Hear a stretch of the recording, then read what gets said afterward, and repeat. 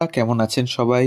গল্প হলেও সত্যি চ্যানেলের আরেকটি নতুন গল্পে আপনাদের সকলকে স্বাগত জানাই। আমাদের চ্যানেলে যদি নতুন হন তাহলে অবশ্যই আমাদের চ্যানেলটিকে সাবস্ক্রাইব করবেন, এই অনুরোধ রাখি। আর পরবর্তী গল্প পাওয়ার জন্য অবশ্যই বেল আইকনটি প্রেস করবেন। আজকের গল্প কলকাতায় জল সরবরাহ নিয়ে। কলকাতার শুরুতে যেটা সবচেয়ে বড় সমস্যা ছিল সেটা হলো খাবার জল। কলকাতার এখানে সেখানে তখন পুকুরই ছিল জলের একমাত্র উৎস, কিন্তু সেই সব পুকুরের জলে প্রায় দূষিত হয়ে উঠত। সাহেবরা তাই খাবার জলের জন্য চেষ্টা করতে লাগলো। 1706 সালে কলকাতার পাকা বাড়ির সংখ্যা ছিল 8টি, আর কাঁচা বাড়ির সংখ্যা ছিল প্রায় 8,000। পুকুর ছিল 17টি। 1709 সালে লাল দিঘি বা ট্যাঙ্ক স্কোয়ারকে ভালো করে কাটিয়ে সংস্কার করে কেল্লা আর কাছারির সাহেবরা জলের ব্যবস্থা করেন। তার আগে তারা জল খেত পুকুর আর গঙ্গা থেকে।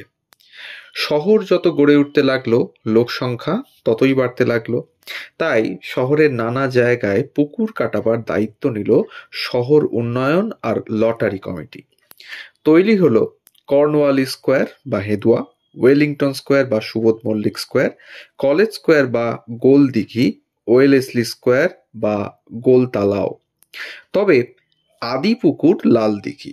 লাল দিঘির জলকে তখন লোকে বলতো সাহেব পুকুরের জল।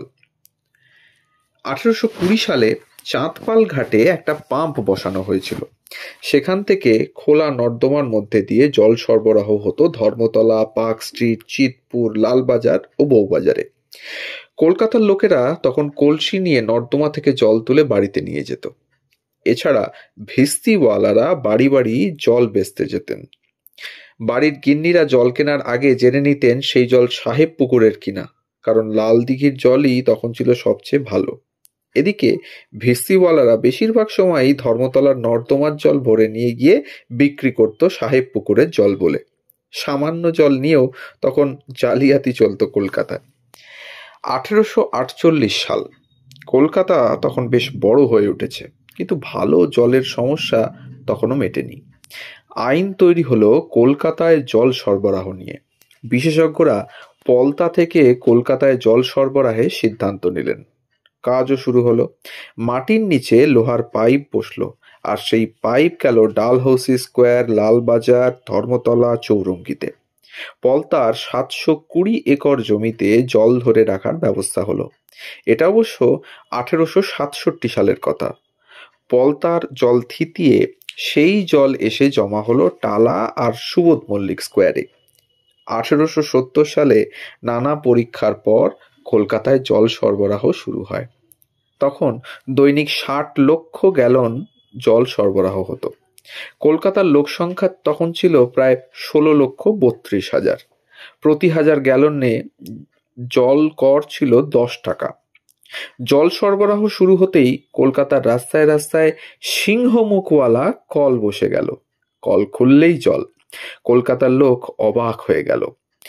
পলতার পরিকল্পনা তৈরি করেন পৌরসভার সেক্রেটারি ডব্লিউ.সি. ক্লার্ক। এরপর 1909 সালে টালার জলের ট্যাঙ্ক তৈরির কাজ শুরু হয়।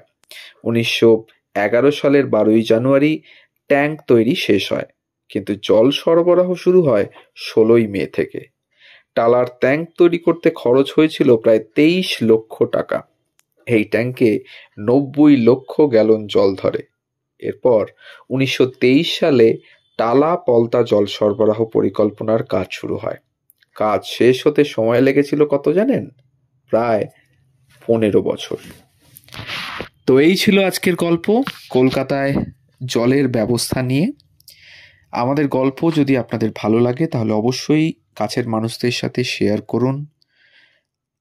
নতুন হলে অবশ্যই আমাদের চ্যানেলটিকে সাবস্ক্রাইব করে নিন, বেল আইকনটিকে প্রেস করে রাখুন।